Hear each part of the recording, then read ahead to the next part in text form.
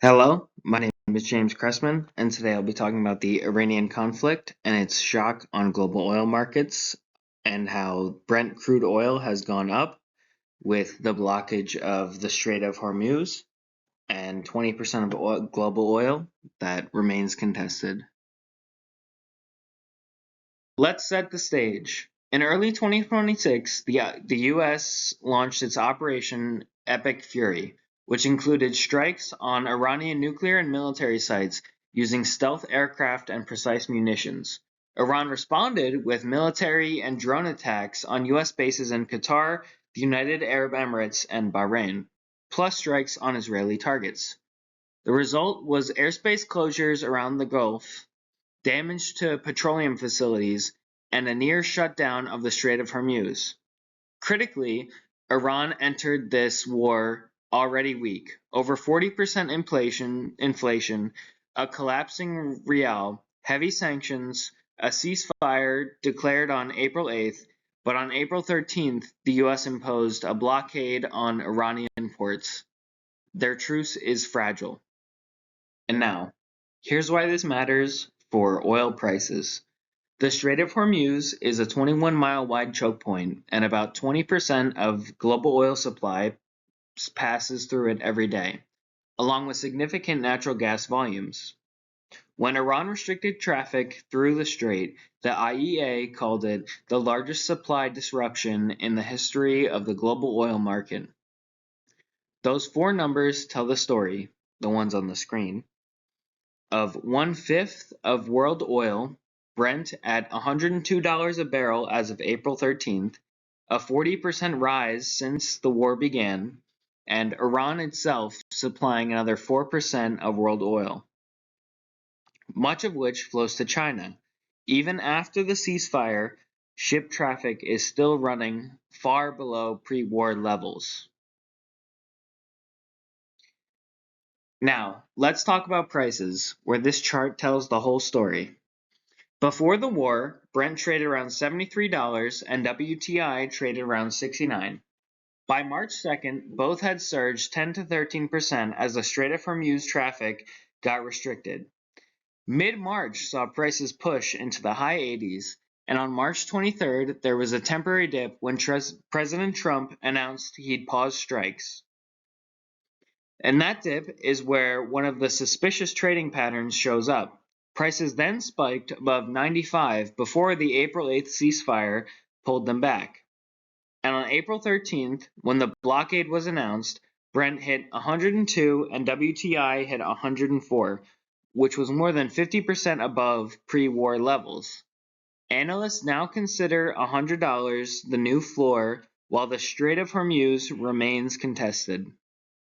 As shown on this slide, there are 6 dates that define this oil market. March 2nd, in which Brent surges 10 to 13% to $80 to $82. On March 12th, the IEA coordinated an emergency release of 400 million barrels of oil. New Zealand and its allies tap reserves. And on March 23rd is where it gets interesting.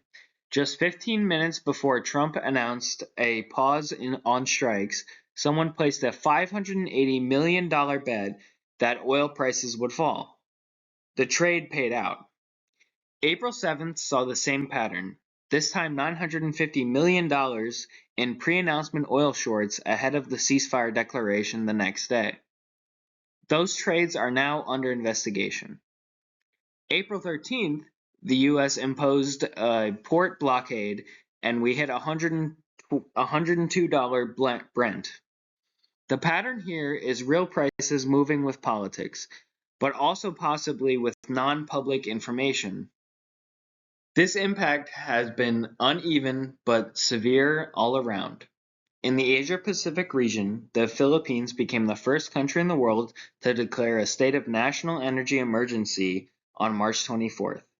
They imported 98% of their oil from the Middle East, and President Marcos said reserves would only last through June 30th. New Zealand rolled out a 4-level fuel alert system and a $50 tax credit for families.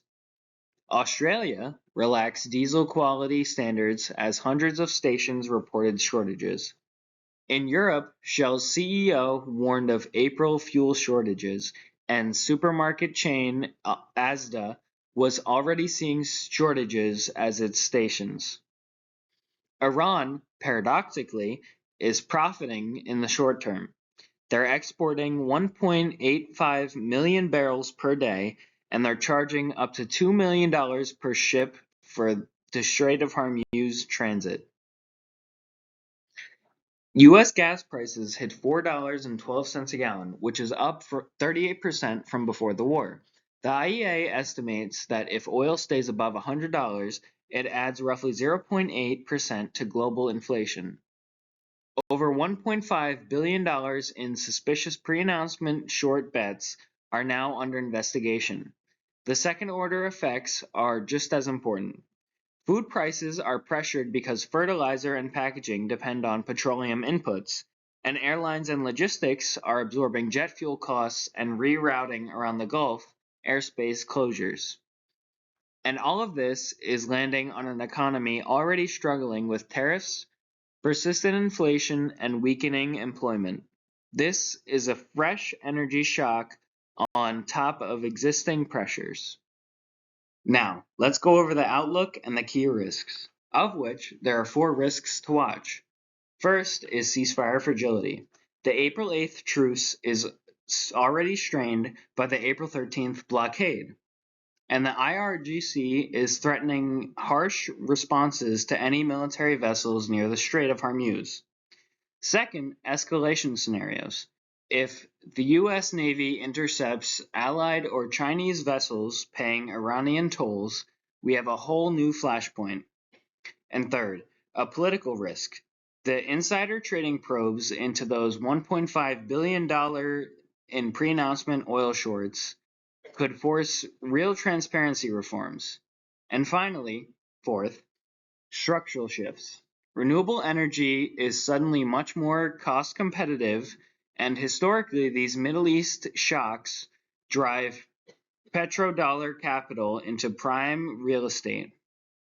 And the bottom line is, even with ceasefire in place, expected oil trades will be between $95 and $105, with sharp upside on any re-escalation.